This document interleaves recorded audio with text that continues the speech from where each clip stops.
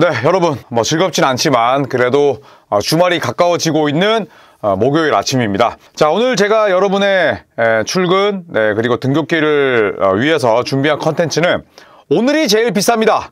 지금 바로 팔아야 할 슈퍼스타 3인입니다.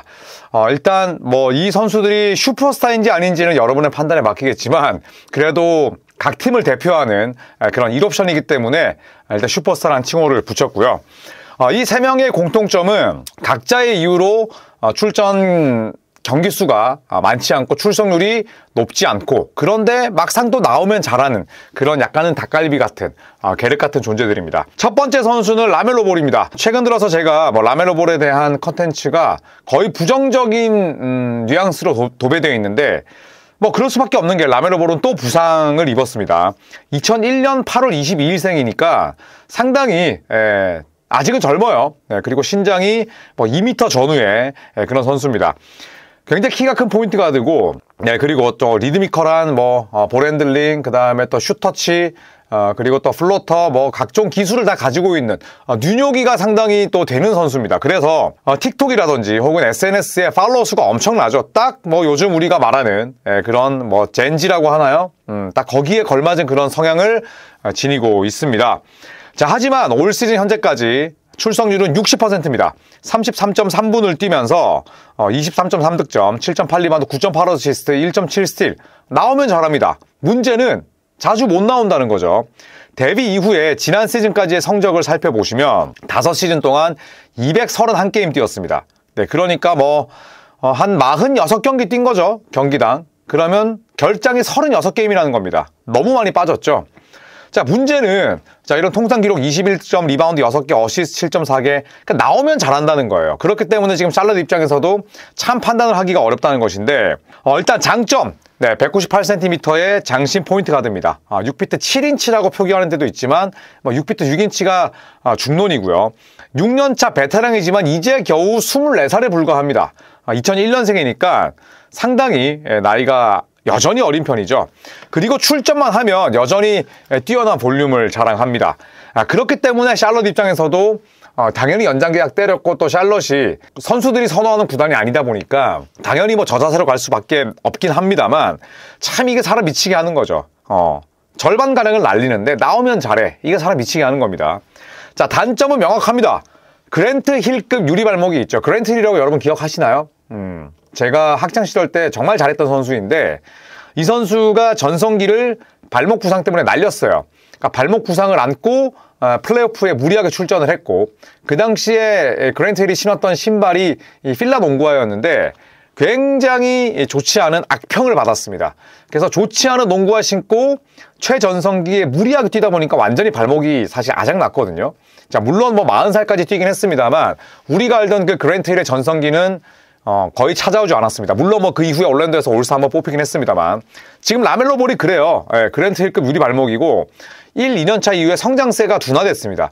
물론 기록 자체는 늘었는데 라멜로 볼의 약간의 내실 있는 플레이, 그 다음에 또 BQ가 좀 더 성장하는 그런 장면들은 별로 없었습니다. 자, 또 하나는 그래서 속빈 강정 스타일이다. 이런 이야기 또 나와요. 내 기록은 내고 그리고 하이라이트 필름, 또 숏폼, 릴스를 위한 그런 영상은 만들 수 있는데 그게 팀 성적으로 이어지냐라는 또 비판에서 자유롭지 못합니다. 자, 그렇다면 왜 저희 채널에서는 라멜로 볼을 트레이드해야 된다라고 주장하는 것일까요?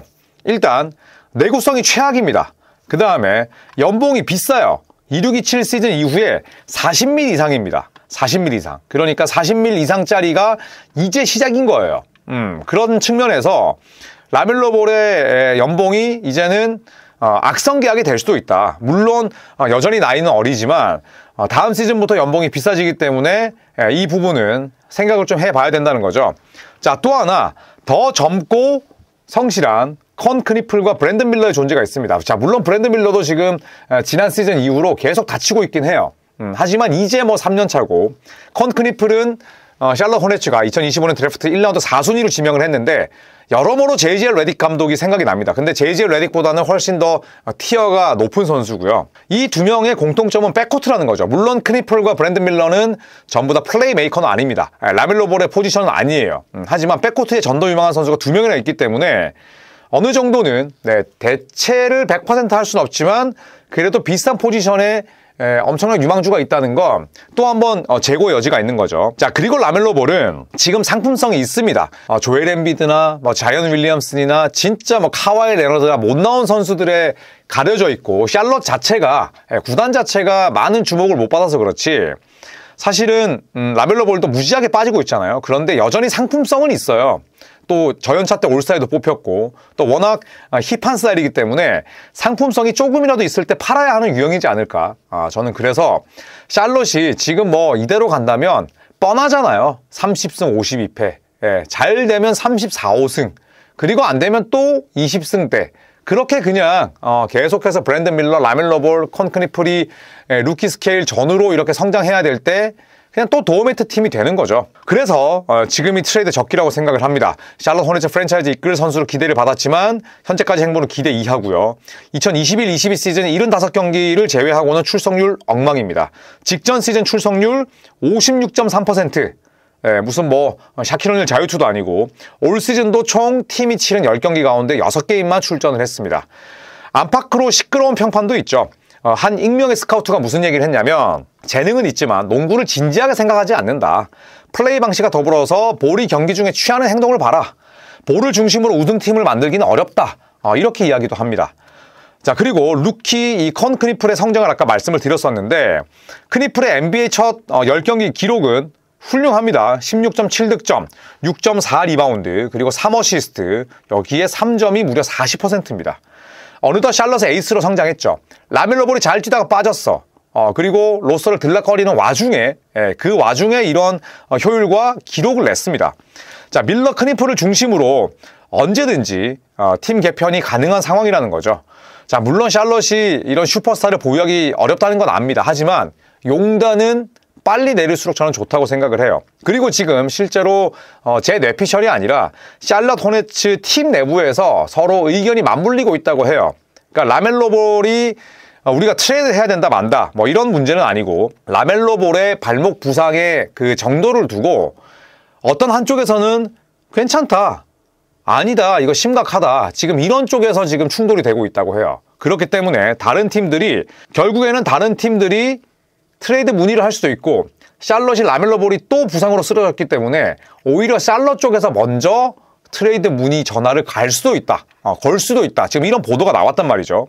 그렇기 때문에 지금 샬럿에서도 라멜로 볼의 건강에 대한 의구심은 분명히 있습니다. 의견이 충돌하고 있으니까. 그렇기 때문에 라멜로 볼이 트레이드 시장에 나온다고 해도 저는 전혀 이상하지 않고 제가 만약에 샬럿의 구단 순회보고 샬럿의 지역 팬이라면 이번 시즌에 파는 게 적기라고 저는 생각을 합니다. 자, 두 번째 선수는 역시나 부정적인 뉘앙스로 설명할 수밖에 없는 조엘 엠비드입니다.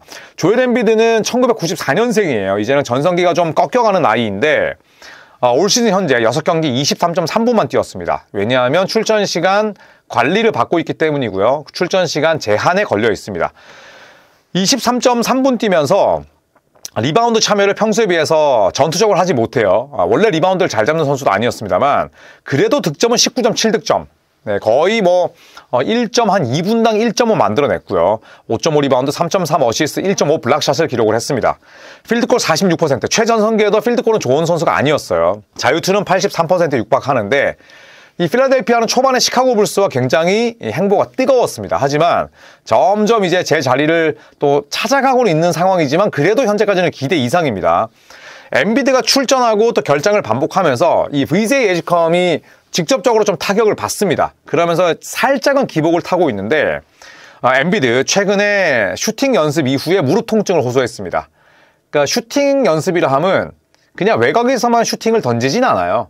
보통은 코치들과 함께 강하게 접촉하고 나서 슈팅을 올려놓기도 하고 또 양쪽 무릎을 많이 쓰기도 합니다. 그렇기 때문에 뭐야 슈팅 훈련하다가 왜 무릎 부상이야 이렇게 좀 폄하할 건 아니고 하지만 결국 팀은 MRI 검사를 진행했습니다. 그리고 구조적인 문제는 없다는 소견을 밝혔지만 닉 널스 감독이 언제 돌아올지 몰라. 우리는 아무도 몰라. 이렇게 이야기를 했어요. 그러니까 결국에는 선수 본인이 통증을 호소하면 아무리 MRI상 깨끗하게 나오고 엑스레이상 깨끗하게 나와도 제한할 수밖에 없는 거예요. 선수는 많이 뛰고 싶어 합니다. 카와이 레너드 같은 친구를 제외하면. 그런데 엔비드는 올 시즌 출전 시간이 단 23.3분에 불과했고 지금도 MRI에 구조적인 문제는 없지만 언제 돌아올지 닉 너스 감독은 모른다라고 이야기를 했습니다. 자, 장점. 저는 그래도 엔비드가 이기적인 선수라 생각을 하진 않아요. 그래도 연건들을 도울 수 있는 플레이 스타일은 지니고 있다고 봅니다.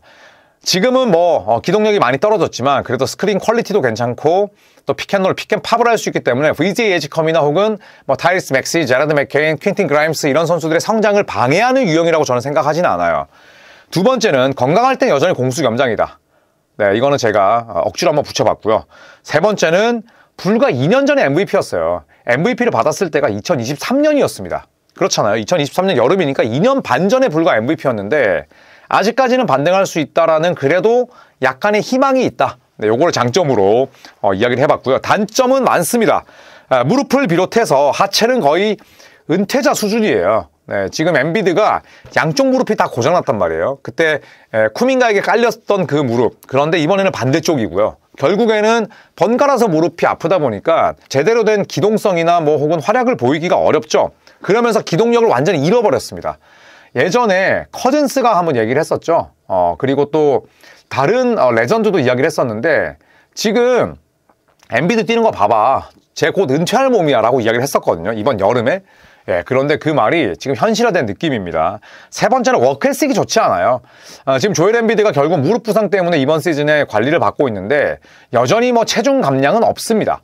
예, 조엘 엔비드도 과거의 샤킬 오닐처럼 시즌을 치르면서 몸을 만들어가는 스타일이에요. 예, 그러다 보니까 시즌 초반에 엔비드가 근육 데피니션이 나오고 몸이 홀쭉해져 있고 그런데 근육량은 불어나 있고 그런 모습이 거의 없습니다. 그래서 워크에틱이 엔비드는 최악이다. 이건 엔비드를 겪었던 동료들도 최근에 이야기를 한 부분이죠. 자, 그렇다면 트레이드는 왜 해야 될까요? 일단 내구성 최악입니다. 그리고 연봉이 비싸요. 그러면 또 이렇게 반문하실 수 있죠. 그런 엔비드를 누가 사가냐?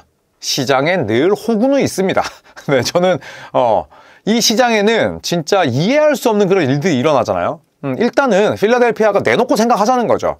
당연히 엔비드의 가치를 후려치는 경우도 있겠지만 지금 필라델피아는 트레이드 시장에 엔비드를 저는 내놔야 된다고 생각합니다. 그리고 시장의 반응성을 최소한 살필 필요도 있다는 거죠. 두 번째, 뉴 필라델피아는 타이리스 맥시와 VJ 에지컴의 팀입니다. 맥시와 에지컴이 나왔을 때 훨씬 팀은 다이나믹하고 그리고 동적이고 공수 양면에서 더 좋았어요. 폴 조지까지 돌아오잖아요. 폴 조지 돌아오면 폴 조지 엔비드와 함께 뛰는 필라델피아 상상하기조차 쉽지 않습니다. 더 느려질 거고 더 정적으로 바뀔 거고요. 그렇다면 맥시와 에지컴의 미래를 위해서라도 이 조엘 엔비드가 둘의 성장세를 방해하진 않지만 이 두 명의 위주로 가야 된다는 거죠. 아무래도 엔비드가 출전을 하면 엔비드 위주의 세팅이 될 수밖에 없습니다. 물론 지금은 맥시가 상당 부분을 가져왔지만 그렇기 때문에 저는 맥시와 에지컴에게 미래를 맡기기 위해서라도 엔비드는 팔아야 된다라고 생각을 하고요. 그리고 엔비드는 이제 나이가 30살이 넘었잖아요. 오늘이 가장 비싼 전형적인 예라고 생각을 해요.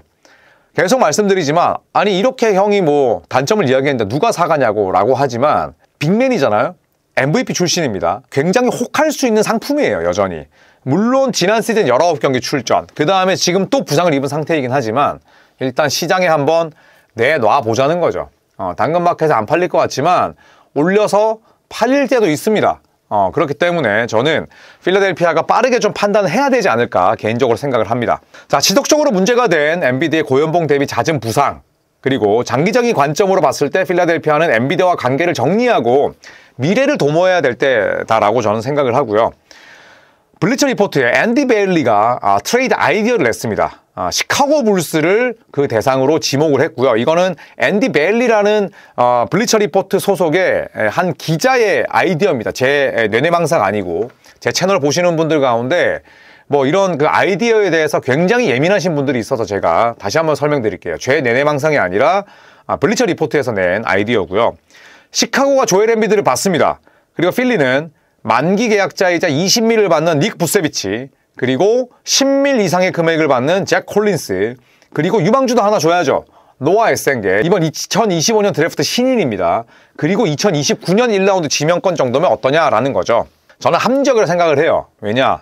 일단 셀러리 덤프 그 다음에 만기 계약자 여기에다가 노아 에센게 한번 키워볼만 하고요. 필리에서 그리고 지명권 지금의 엔비드로는 픽 다발 불가능합니다.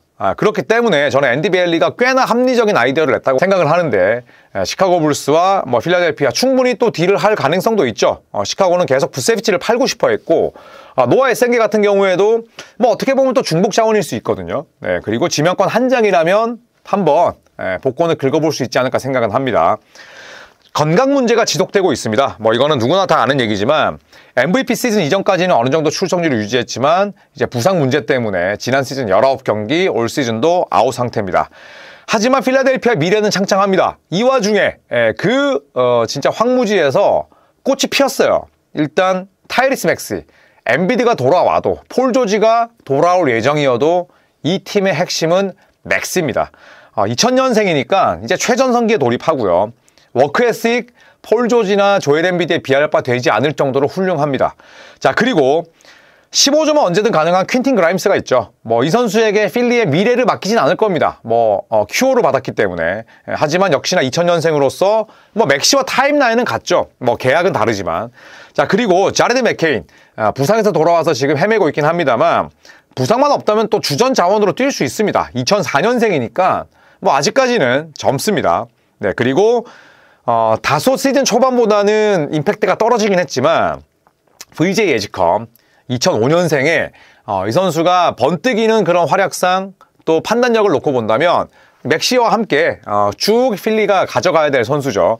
이 선수들에게 길을 열어주고 또 한 차례 로스터를 좀 흔들 필요가 있는 필리이기 때문에 저는 빠르게 엠비드를 시장에 내놔야 된다라고 생각을 합니다. 자, 마지막으로 소개할 선수는 뭐 다들 기억하시죠? 라멜로 볼, 그 다음에 조엘 엠비드 나오면 자이언 윌리엄슨이 자연스럽게 나와야죠. 형, 카와이 레너드 어디 있어?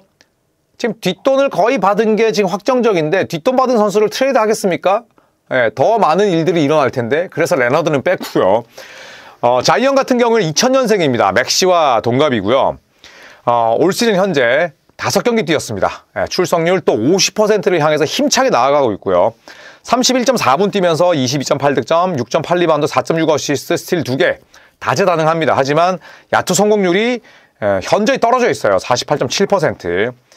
체중을 쫙 빼고 나섰습니다.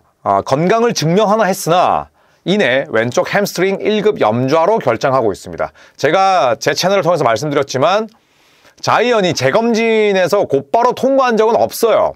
그리고 지금 재검진 날짜가 다가오는데 돌아오면 다행이지만 저는 다시 결장 기간이 늘어난다는 데에 제 쌍꺼풀 있는 눈을 걸겠습니다. 자, 디그린이 참 남 얘기하는 거 좋아하는데 왜냐면 팟캐스트를 하기 때문에 자이언에 대해서 어떤 얘기를 했냐면 뉴올리언스의 리더는 디존테 머레이다. 많은 사람들이 자이언의 이름을 언급하지만 그는 리더가 아니다 라고 또 이야기를 했고요. 그 자이언의 장점도 분명히 있습니다. 건강할 때는 올스타, 올 NBA급 선수로 뽑힐 만한 자질을 지니고 있어요. 실제로 2년차 때 뽑혔고 통산 야투가 또 58.6% 대단히 높습니다. 완전히 뭐 골밑만 씹어먹는 그런 빅맨의 기록이고요. 그러면서 어시스트 4.3개씩 뿌려요. 이타적이고 플레이메이킹도 되는, 그런데 인사이드를 폭격할 수 있는 굉장히 양면적인 매력을 지니고 있는 선수죠. 자, 또 하나의 장점은 듀크 대 시절에 비해서는 떨어지지만 여전히 운동 능력은 살아있습니다. 웬비를 상대로도 뭐 블락을 몇 차례 당하기도 했습니다만 그래도 아주 호전적인 그런 기질과 운동 능력이 있습니다. 이제 2000년생이니까요. 자, 하지만 단점, 역대 최악의 인저리 프론입니다. 자이언만큼 자주 다치고 몸 관리 못하고 그리고 또 벤치에서 자주 자는 선수도 없죠. 그만큼 이 부상이 잦습니다. 그리고 무언가 도끼도 없고요. 그리고 2년차가 고점일 정도로 워크에틱이 나쁘죠. 워크에틱이 나쁘기 때문에 과체중이고 또 그 다음에 사생활에 문제가 있고 인저리 프론이 되는 거죠. 다 뭐 비슷한 이야기이긴 합니다만. 세 번째는 요즘 시대에 3점을 던지지 못합니다. 그리고 과체중 빅맨이에요. 점퍼는 있지만 그 점퍼가 무기가 아니죠. 그런데 지금 과체중입니다. 여전히. 살을 빼고 왔지만 햄스트링, 그 다음에 뭐 발목, 그 다음에 뭐 중족골 계속 문제가 생기는 건 결국에는 내 신체 조건이 내가 가진 운동력을 감내하지 못한다는 건데 그랬을 때의 자이언이 가져갈 수 있는 변화가 바로 외곽 슛이거든요. 물론 나이가 들수록 외곽으로 빠지는 순간 더 이상 인사이드로 못 들어간다. 외곽에 맞들리는 순간 끝이다라는 얘기가 있지만 자이언은 그런 노력이 없었습니다. 자이언의 신장이 2m예요. 2m 전후입니다. 그렇다면 3점이라도 내가 배양을 했었어야 되는데 그런 게 없다는 거죠. 그러니까 자이언의 단점은 전부 다 연결되어 있어요. 워크에틱이 나쁘니까 3점 연습 안 하고, 워크에틱이 나쁘니까 맨날 밤에 뭐 이상한 행동하고 벤치에 자고, 그 다음에 워크에틱이 나쁘니까 체중을 뭐 이제서야 줄이고, 이런 문제가 있는 거죠. 그렇다면 트레이드는 왜 해야 될까? 그리고 형, 자이언이 팔릴까? 팔립니다. 네. 시장의 호구는 늘 존재하니까요. 일단 내구성이 최악이죠. 뉴올리언스 입장에서는. 그리고 연봉이 비쌉니다. 하루라도 빨리 팔아야죠, 이런 선수들은. 그리고 뉴올리언스는 너무 오랫동안 미련을 버리지 못했어요. 저도 이해는 갑니다. 왜냐? 출석률이 50%인데 나오면 기똥차게 하니까. 그리고 2년차 때 보여줬던 그 센세이셔널함이 있으니까 미련을 버리지 못하죠. 그런데 이제는 버려야 된다. 이제 자이언이 나이가 20대 중반이에요. 그리고 이제는 베테랑이 됐잖아요. 리그에서 6년, 7년 뛰었으면 바뀌지 않는다는 겁니다. 이제는 미련을 버려야 돼요. 그리고 세 번째, 뉴올리언스가 만약에 자이언을 내보내면서 어느 정도의 유망주와 픽을 가져올 수 있다면 뉴올리언스는 세 판 짜도 괜찮습니다. 일단 트레이 머피 3세. 만약에 자이언을 팔면 뉴올리언스는 트레이 머피 3세도 팔겠죠. 그런데 제 개인적으로 머피 3세는 1라운드 픽 3장은 받아올 수 있어요. 만약에 그 정도 안 준다? 킵하면 되죠. 머피 3세는 아직 어리니까. 그리고 데릭 퀸. 생각보다 잘하죠. 뉴올리언스가 물론 호구 딜을 통해서 데려왔지만 뭐 선수의 잘못은 아니니까요. 데릭 퀸은 꽤나 이븐 미시와 더불어서 펠리컨스의 미래를 이끌 수 있는 선수라고 저는 생각을 합니다. 여기에 제레마이아 피어스, 사실상 조던 호킨스에 대한 기대감은 이제 없어요. 근데 피어스 같은 경우에는 본인의 이름대로 굉장히 두려움 없는 그런 활약을 펼치고 있습니다. 뉴올리언스가 지금 악성 계약자도 있죠. 뭐 조던 풀 같은 선수도 있지만 저는 그렇게 생각합니다. 자이언을 지금 빠르게 팔면서 긴 호흡의 리빌딩은 힘들겠지만 리툴링이라도 해서 더 이상 자이언의 부상에 목매고 끌려다니는 그런 행태는 이제 집어치워야 된다고 생각을 해요. 그래서 자이언은 제가 늘 말씀드렸지만 정말 자이언이야말로 오늘이 제일 비싼 그런 매물입니다. 자, 뉴올리언스 입단 이후에 자이언의 7번째 시즌을 맞았습니다. 볼륨은 늘 훌륭하지만 출석률이 항상 문제고요. 지금 뭐 체중, 체지방으로 마이너스 옵션을 넣어놨는데도 결국에는 몸값을 전혀 하지 못한다. 바뀌지 않는다는 겁니다. 이제 자이언에게서 성실함과 꾸준함과 지속성과 연속성은 이제 없다는 거예요. 그래서 가치가 더 떨어지기 전에 저는 팔아야 된다고 생각을 하고, 많은 의문을 가지게 만들었던 그런 부분들은 이제 뉴올리언스가 포기해야 된다. 그리고 팀조차 물론 올 시즌 표본은 적습니다만 자이언이 출전했을 때보다 결장했을 때 승률이 더 높긴 했어요. 네, 그래서 자이언의 입지도 점점 줄어들고 있고, 최대한 뉴올리언스는 이런 부분들을 티내지 않으면서 자이언이 돌아와서 어느 정도의 또 활약을 하면서 사람들을 홀릴 때, 그때 저는 시장에서 평가를 받아야 된다라고 생각을 합니다. 자, 여러분께서 생각하시는 오늘이 제일 비싼 선수, 지금 바로 팔아야 할 슈퍼스타들 누가 있나요? 폴 조지는 저는 아예 안 팔린다고 생각을 하고요. 그 다음에 카와이 레너드도 클리퍼스가 팔지 않겠죠. 뒷돈 이슈가 있으니까. 이 이외에 여러 선수들이 있을 텐데 여러분께서 생각하시는 선수들, 그리고 어느 정도의 현실 가능성이 있는 선수들, 스테픈 커리를 팔아야 된다고 하면 우리가 와닿지 않잖아요. 워리어스가 뭐 커리를 팔 일이 없으니까. 대신에 어느 정도의 현실 가능성이 있는 선수들이 있다면 댓글 남겨주십시오. 재밌게 읽도록 하겠습니다. 자, 그리고 저희 채널 구독하지 않고 보시는 분들이 많으시잖아요. 네, 구독 눌러주시면 감사하겠고, 또 저희 게시판에 보시면 NBA 저지 이벤트 저희 걸고 있습니다. 저지 이벤트도 많은 또 관심 부탁드리고, 그리고 이번 주 목요일에 제가 라방을 진행하는데 여러분께서 진짜 오랫동안 기다리셨던 바로 그분을 제가 모시고 옵니다. 밤 10시에 여러분과 함께 라방에서 또 많이 찾아뵈 주셨으면 좋겠습니다. 고맙습니다.